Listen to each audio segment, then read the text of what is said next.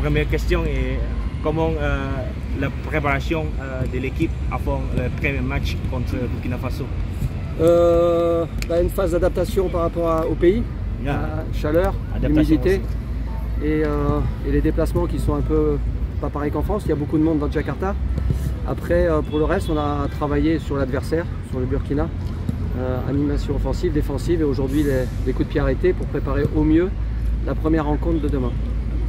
Comment tu penses que sur l'équipe du Burkina Faso et les autres, chaque équipe en ton groupe?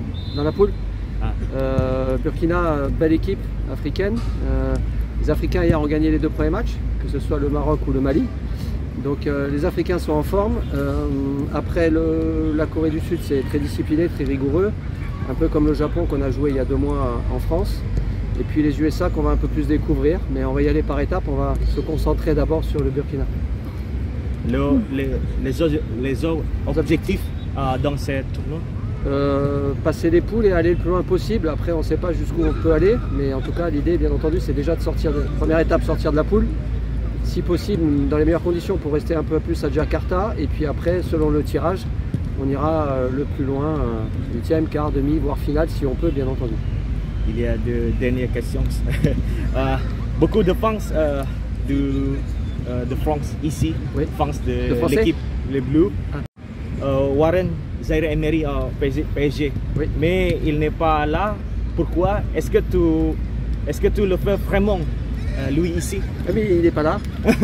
Non, aujourd'hui Warren est au-dessus et déjà avec l'équipe de France avec Didier Deschamps.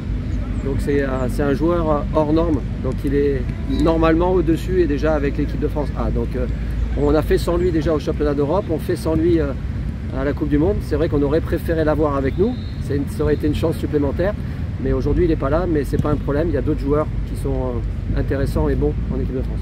Comment tu réponds au phare?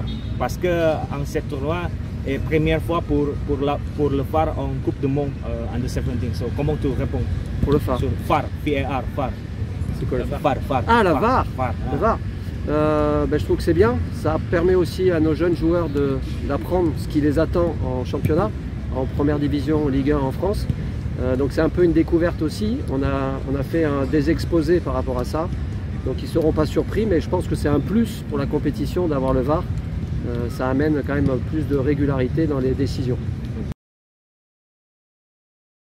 Terima kasih sudah menonton. Silakan subscribe, like, dan jangan lupa komen di bawah ya Bola Spotter.